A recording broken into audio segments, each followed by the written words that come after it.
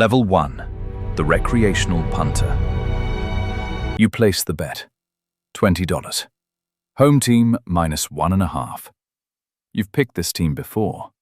They usually win at home. The app confirms $20 is now a pending wager.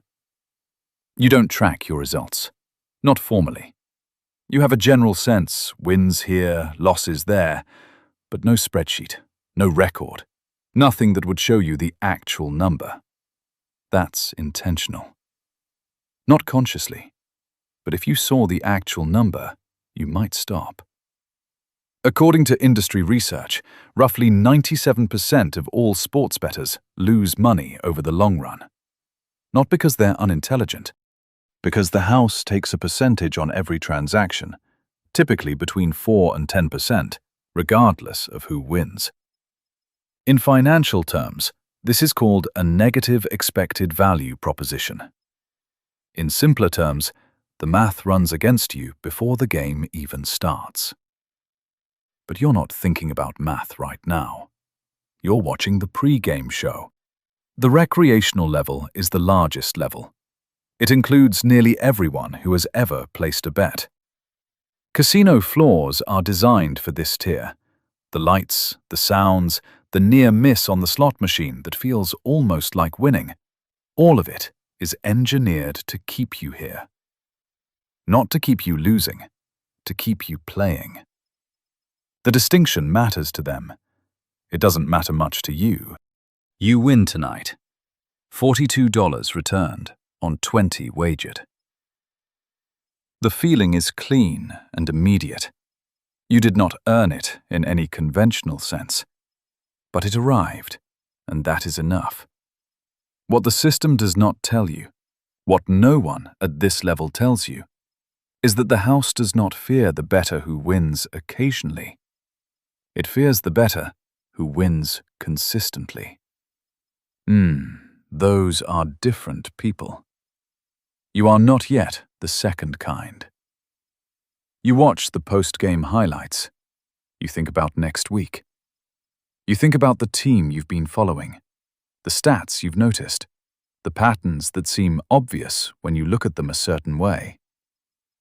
This is where it starts. Not with a loss, with a win. With the idea that maybe you've been paying attention in a way other people haven't. $20 becomes $42. The number is small, but the thought that follows it is not. The number will follow you into every level after this, just differently shaped. Level 2. The Strategy Reader. You've read the books, 3 of them. Kelly Criterion, Bankroll Management, The Mathematics of Expected Value. You can explain pot odds at a dinner party now, and occasionally you do, to people who were not asking. You have a spreadsheet. 6 months of results, color-coded. Green for wins, red for losses. A running total that fluctuates, but has not, you tell yourself, trended significantly in either direction. This is not quite true.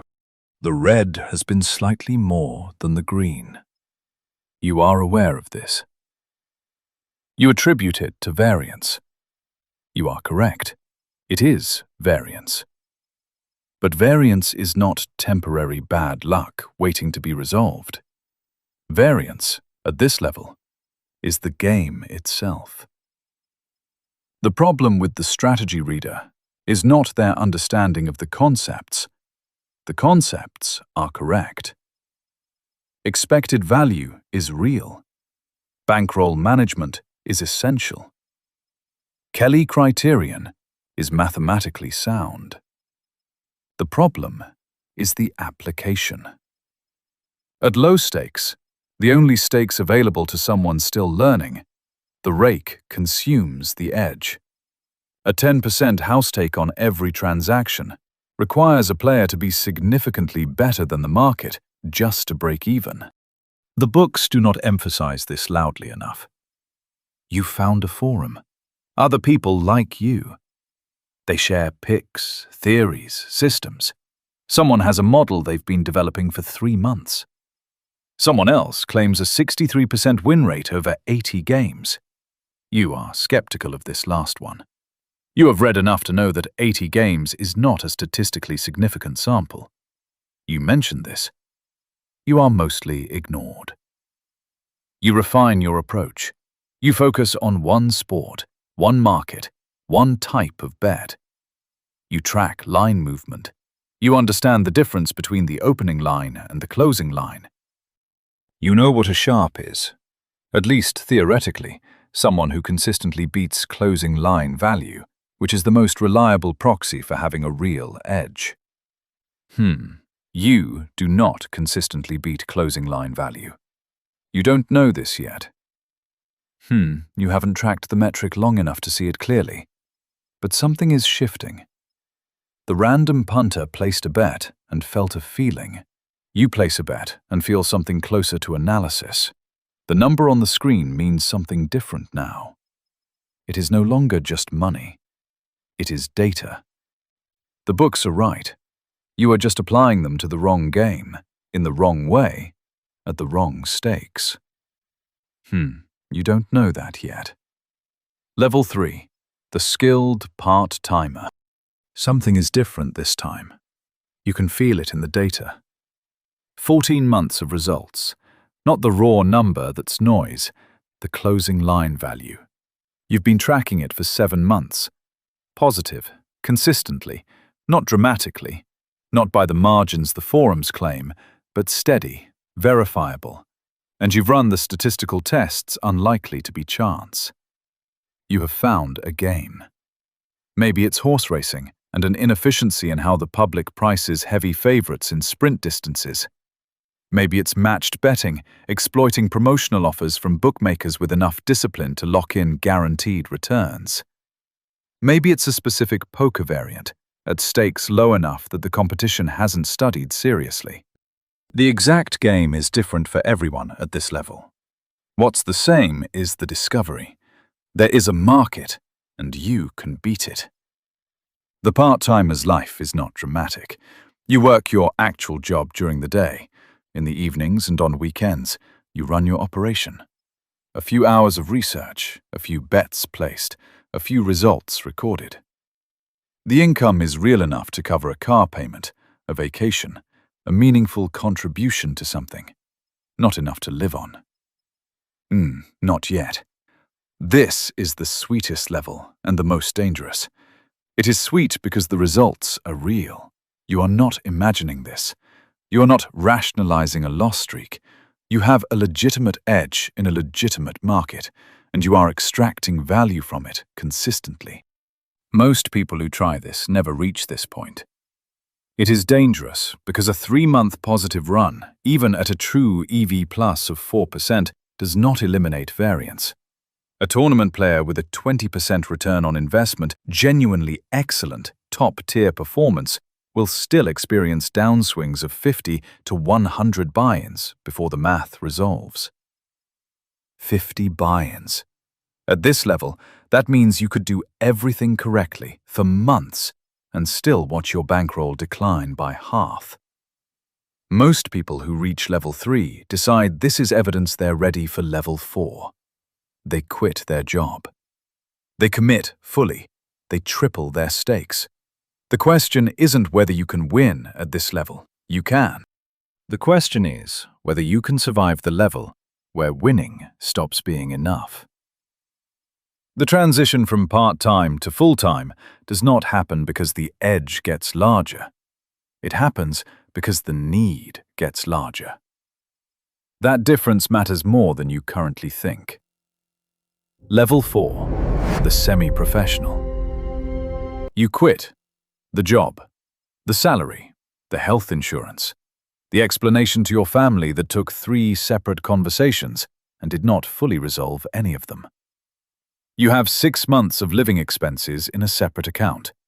You have a bankroll that, on paper, gives you 2 years of runway at your current stakes. You have a spreadsheet model that projects profitability. You have done the math. The math says this works. The math is not wrong. The math is just describing a long time horizon that your emotional state has never actually experienced. Month 1 is fine. You're disciplined. You log every bet, every result. You follow your model. You don't deviate on tilt. You end the month up 4%. This is within expectations. Month 3 is harder. You've had 2 losing weeks in a row.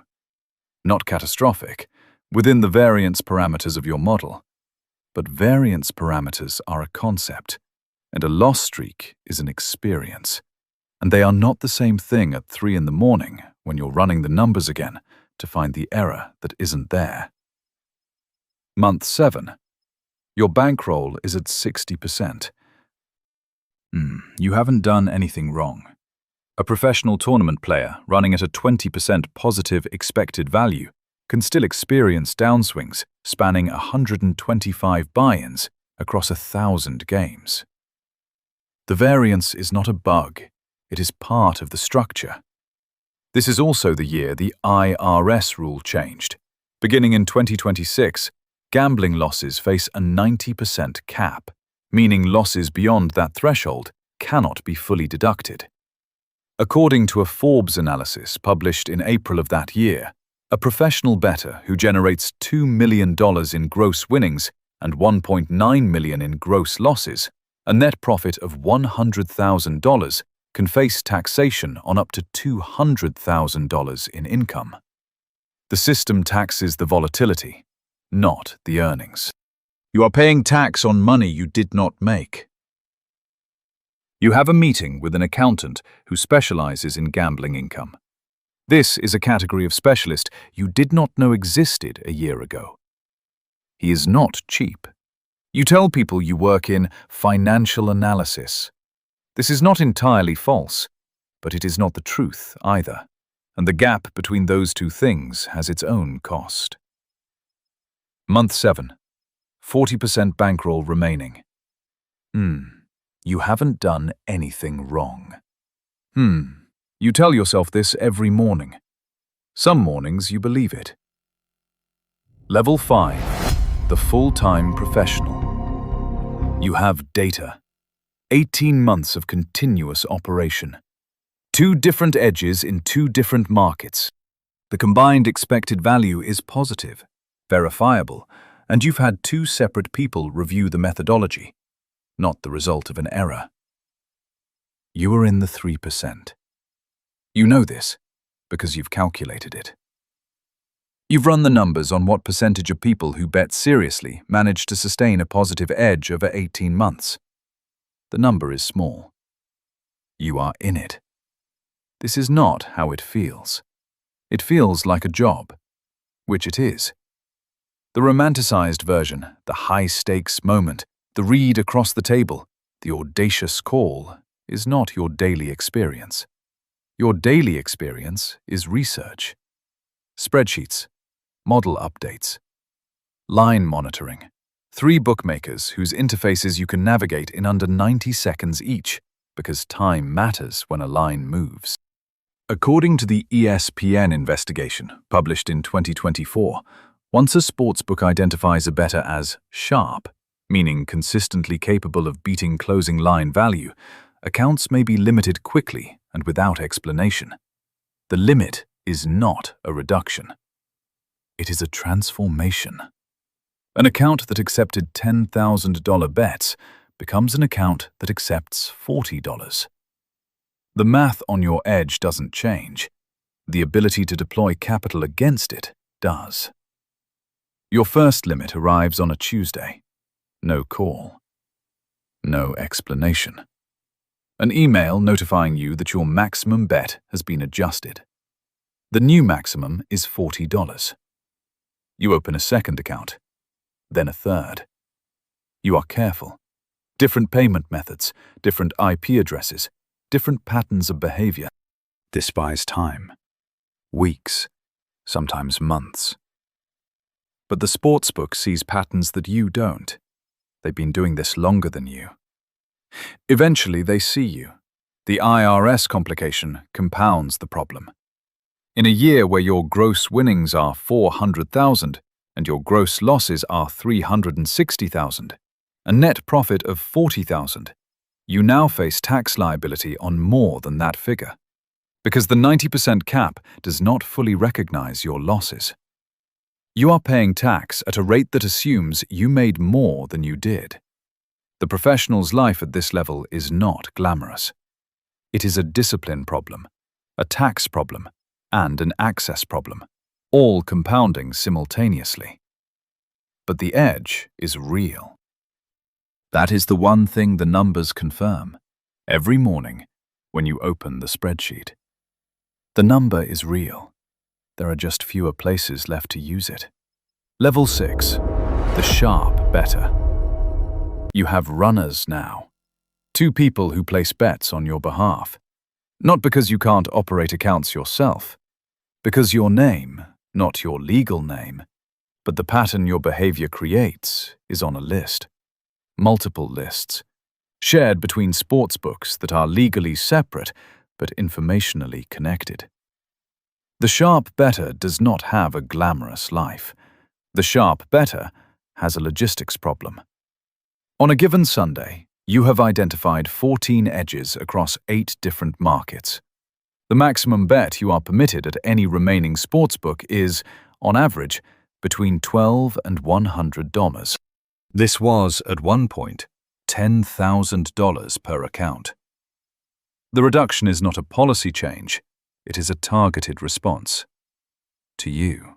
According to ESPN's 2024 investigation, once a sportsbook identifies a sharp account, the practice of reducing bet limits is standard across the industry.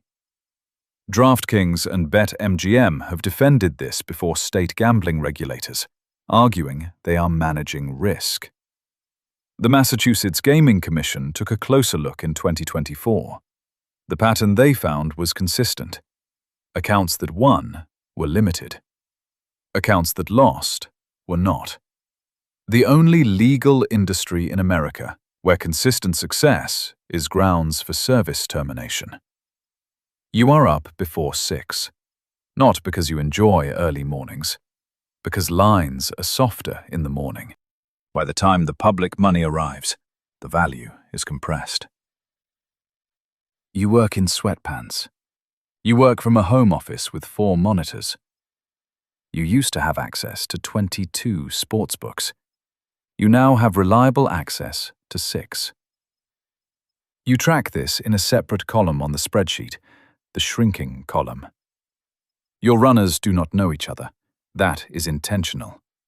If one is identified, you don't want the others exposed through association. You pay them a flat fee plus a small percentage.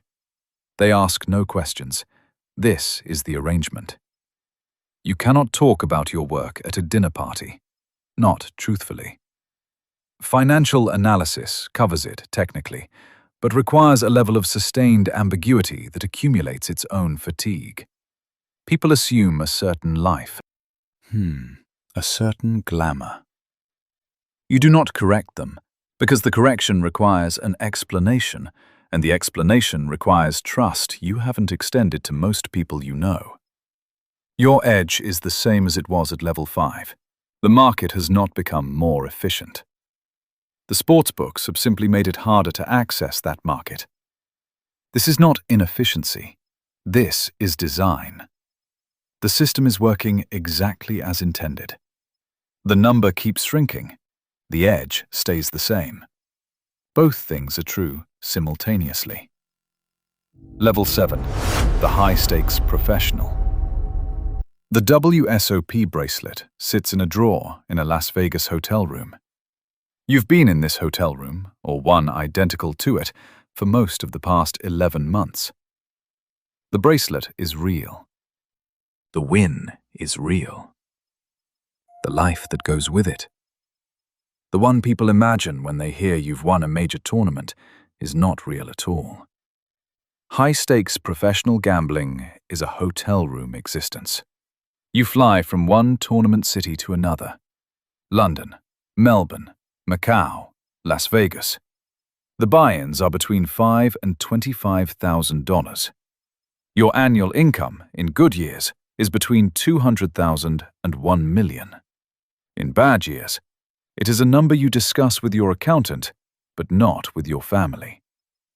The isolation at this level is structural, not incidental. The people who understand what you do are the people you compete against. You can be friendly with them. You cannot be entirely honest with them. Your edge depends on information they don't have. The moment that information is shared, the edge compresses. Your relationships outside poker, the ones that existed before this level, have thinned. Not because you've become different, because the experience you're accumulating is increasingly difficult to describe to people who haven't lived it. Variance is not a concept that travels well at a dinner table. A month of correct decisions producing a net loss is not something most people have the framework to understand. In 1983, a group of MIT students discovered a different version of this isolation. They had cracked blackjack through card counting and team play. Their system worked. They raised capital, trained players, operated across Las Vegas casinos with rotating roles, spotters to count, big players to enter at advantageous moments. Their results were extraordinary. Their operation was, by necessity, secret from nearly everyone in their lives. When the casinos identified them, eventually purchasing copies of university yearbooks to match faces, the team had to be dissolved. Not because the edge disappeared, because the access did. The edge and the access to that edge are not the same thing. Most people at level 3 believe they are. Most people at level 7 have learned they are not. Your bracelet is in the drawer because you forgot to take it out this morning. It's not a trophy you display. It's a record of something that happened. The tournament circuit continues. The travel continues. The careful management of information continues. The money is real. The wins are real. The life built around them is narrower than most people suspect. Level 8. The Syndicate Operator. You don't bet anymore. Not directly. Your team does. 14 people in 9 cities, placing fragments of your position across 47 accounts. The accounts are registered to 47 different individuals. Some of them are employees. Some are contractors. Some are people who owe you a favor and have agreed to lend their identity to an account, for a fee, with no further involvement. You decide the bets. They place them. The information travels through a protocol, not a single message, not a traceable chain. The operation is structured to survive the loss of any individual component. This is not paranoia. This is architecture. Billy Walters, widely regarded as one of the most successful sports bettors in the history of Las Vegas, describes in his 2023 memoir how, at his peak, he was placing $20 million in wagers on a single football Sunday through 1,600 accounts worldwide, all registered under names that were not his. His own name had been banned from every significant sportsbook in America.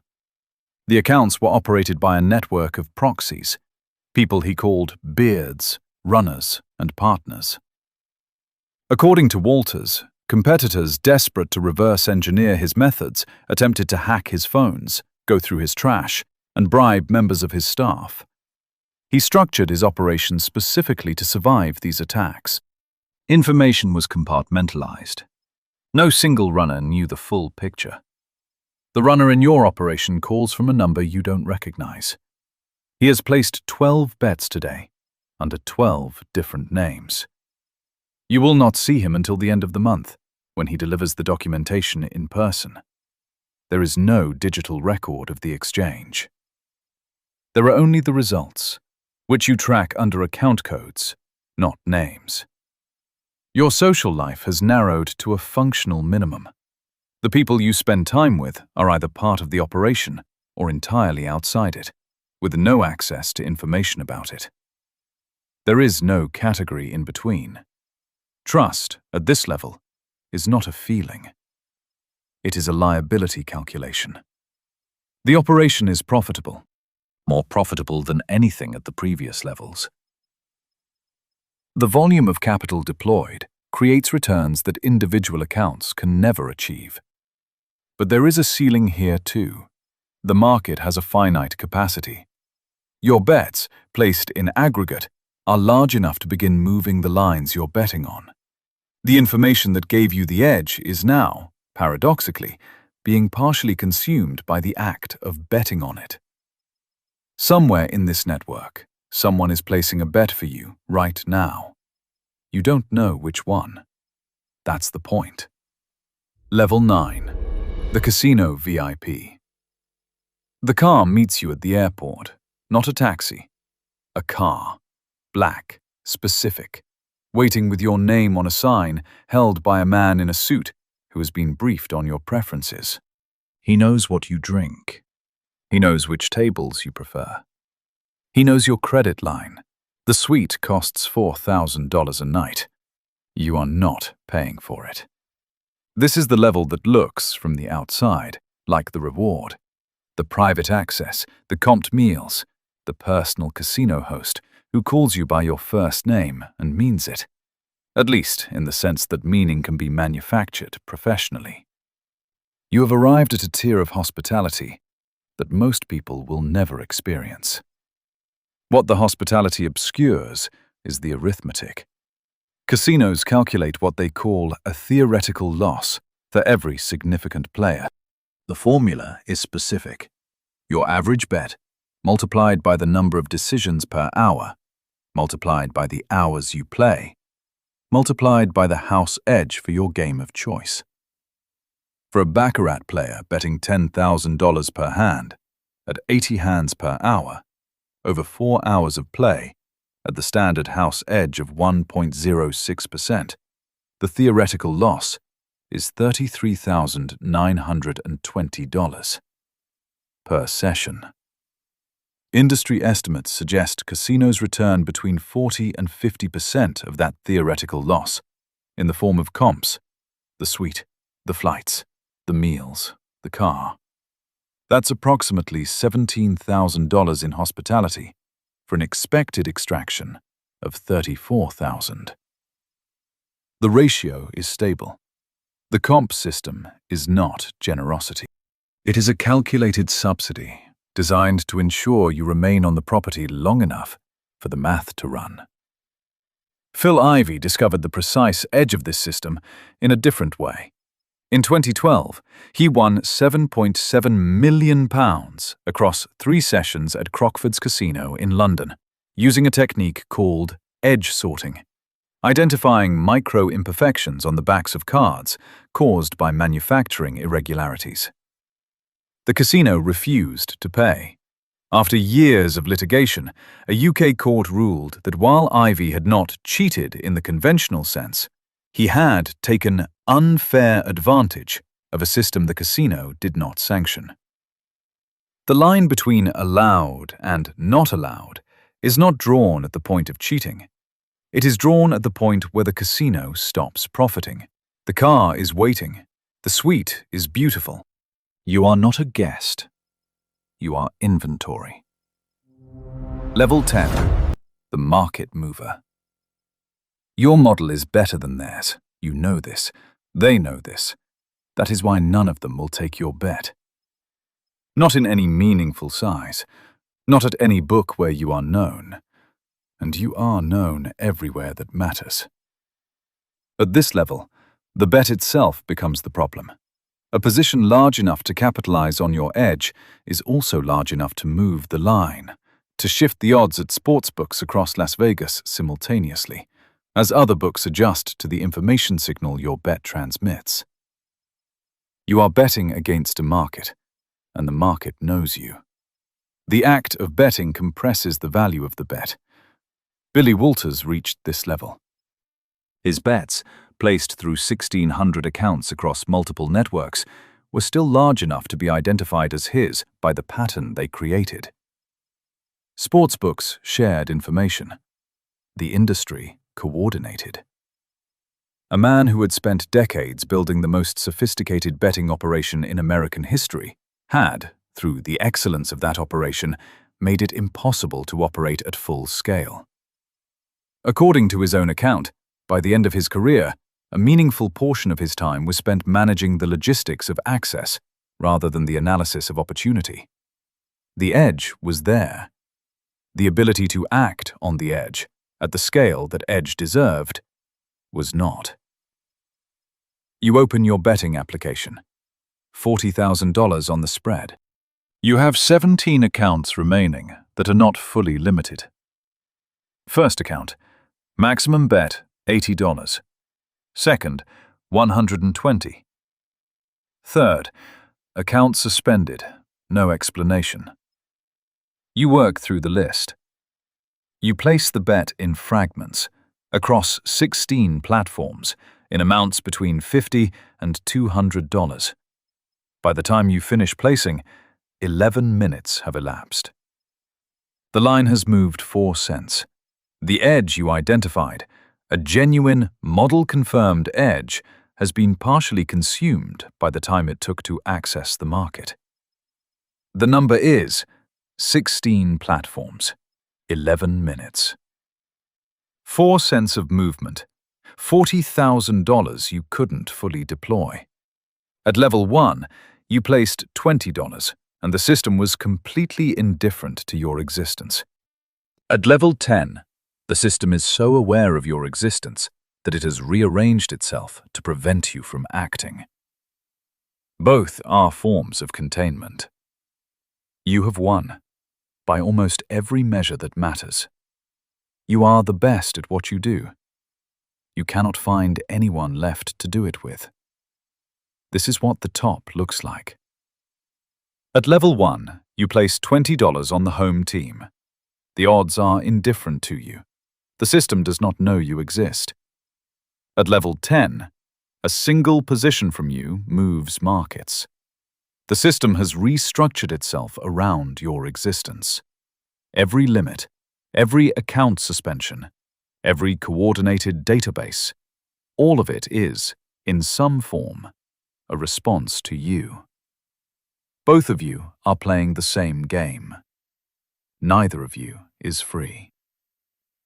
One is contained by what the system takes from them, the other by what the system will not allow them to take. The cycle continues. 3 screens. Hotel room, 3 in the morning. On the first, a live odds feed updating every 2 seconds.